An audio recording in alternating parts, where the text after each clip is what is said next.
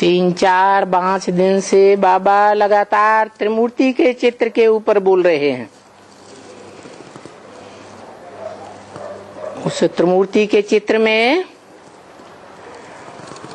कौन है ऊंचे से ऊंचा भगवंत?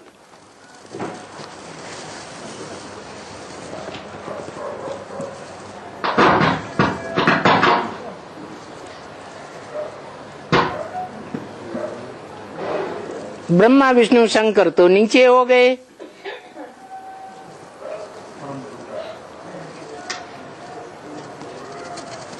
तो त्रिमूर्ति के चित्र में कौन हुआ? चित्र में शिव बाप, वो तो बिंदी का नाम है। आत्माओं का बाप मेरी बिंदी का ही नाम है। शरीर तो मेरा होता ही नहीं, बाकी आत्माओं के नाम शरीर पर पड़ते हैं।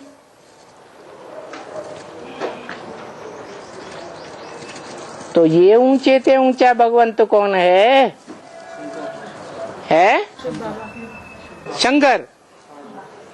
अभी तो बोला नीचे तीनों को भी ब्रह्मा विष्णु शंकर कहते हैं। ये नीचे हुए या ऊपर हुए? तो ऊंचे से ऊंचा भगवंत कौन? शिव बाबा। निराकार और साकार का मेल। त्रिमूर्ति के चित्र में कौन सी मूर्ति है? शंकर की मूर्ति। अभी तो बोला ब्रह्मा विष्णु शंकर तो तीनों नीचे हो गए।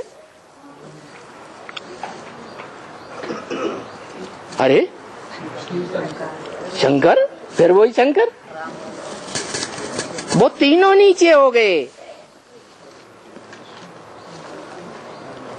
तीनों बोला, एक नहीं।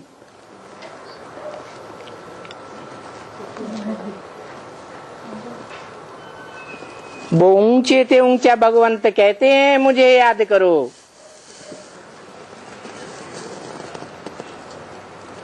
नीचे वाली मूर्तियां न ब्रह्मा न विष्णु न शंकर कहते हैं मुझे याद करो। क्यों नहीं कहते? क्योंकि ब्रह्मा तो दाढ़ी मूछ वाला भिखारी हो गया, तो याद करने वाले भिखारी हो जाएंगे। और विष्णु लक्ष्मी नारायण के कंबाइंड रूप हो गया। वो लक्ष्मी नारायण बनने वाला रूप है या लक्ष्मी नारायण को बनाने वाला रूप है? तो बनने वाला ऊंचा है या बनाने वाला ऊंचा? वो बनाने वाला कौन है? इसलिए विष्णु भी नहीं कह सकते कि मैं ऊंचे से ऊंचा भगवंत, मुझे याद करो। बाकी तीन मूर्तियों में रहा शंकर, वो कह सकता है मुझे याद करो, है? नहीं। क्यों?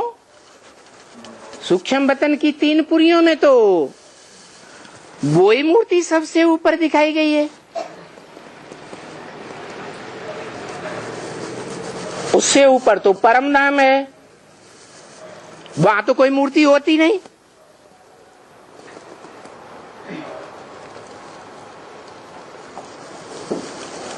तो शंकर कह सकते हैं मुझे याद करो, है? अरे सूक्ष्म वतन की 3 मूर्तियां जो सूक्ष्म वतन मूल वतन से नीचे है, उन 3 पुरियों में सबसे ऊपर मूर्ति कौन? शंकर। तो वो तो कह सकते हैं कि मुझे याद करो। अरे कह सकते हैं कि नहीं? है? क्यों? है? कौन से रचयिता की रचना? शिव बाप। शिव बाप तो आत्माओं का बाप ज्योति बिंदु है, बिंदु बिंदु आत्मा है निराकार, निराकार आत्माओं का बाप ज्योति बिंदु। और वो ज्योति बिंदु जिनको हाथ पांव नाक आंख कान मुंह है ही नहीं, वो कैसे कहेंगे मुझे याद करो? साकार में समान हो जाते हैं तो हाँ, तो तब बोल सकते है सिर्फ बाबा मतलब बोल सकते हैं कि मुझे याद। तो मूर्ति कौन सी है? शंकर की मूर्ति है जब वो सिर्फ समान। शंकर की मूर्ति है? अरे शंकर की मूर्ति तो शिव के मंदिरों में बीच में शिवलिंग रखा है, चारों तरफ देवताओं की मूर्तियों के बीच मुख्य स्थान पर शंकर रखा जाता है।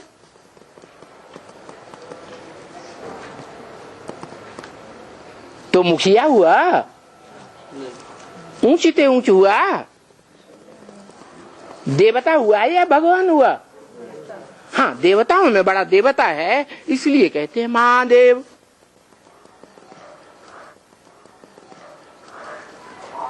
अब बताओ कौन सी मूर्ति है? हैं? शिव शंकर? हाँ, जो तीनों मूर्तियों से ऊपर त्रिमूर्ति में शिवलिंग दिखाया है, वो शिवलिंग भी मूर्ति है या नहीं है? मूर्ति माने मूर्तमान, जो आंखों से दिखाई पड़े व्यक्त, और अमूर्त माने जिसकी मूर्ति न हो, जो आंखों से दिखाई न दे। तो शिवलिंग दिखाई देता है या नहीं दिखाई देता है? हैं? मूर्ति तो है।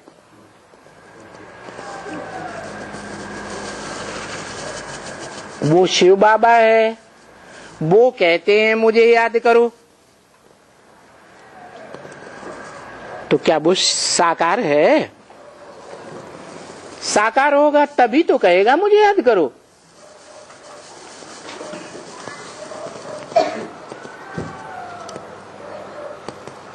शिवलिंग कहता है मुझे याद करो।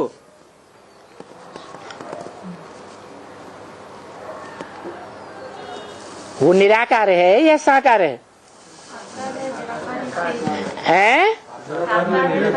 हाँ, उस निराकार शिव भगवान का साकार रूप, संपन्न रूप शिवलिंग है। मना वो निराकार भी है, अव्यक्त भी है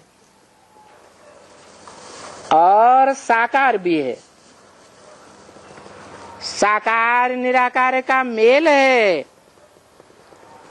अव्यक्त इसलिए है कि इन आंखों से दिखाई नहीं देता। अरे शिवलिंग दिखाई नहीं देता तो क्यों कहते हो अव्यक्त है? हैं?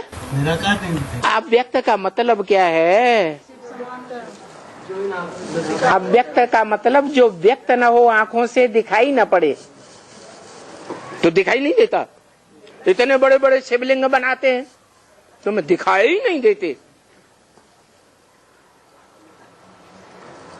अव्यक्त इसलिए है कि उसको हाथ पांव नाक आंख कान टांगे नहीं दिखाए गए हैं, इंद्रियां दिखाई गई हैं, हैं? इंद्रियां नहीं दिखाई गई। इंद्रियातीत है। कैसे? मन बुद्धि से न इंद्रियों को याद करता है और न इंद्रियों का सुख लेता है। इसलिए वो साकार भी है, अव्यक्त भी है। इसीलिए गीता में लिखा है अव्यक्त मूर्ति ना। वो मूर्ति भी है, मन साकार भी है और अव्यक्त भी है। इसलिए भगवान बाप मुरली में भी कहते हैं, क्या कहते हैं, मुझे साकार को याद नहीं करना है। मैं सिर्फ साकार नहीं हूं, मैं क्या हूं? साकार में निराकार हूं।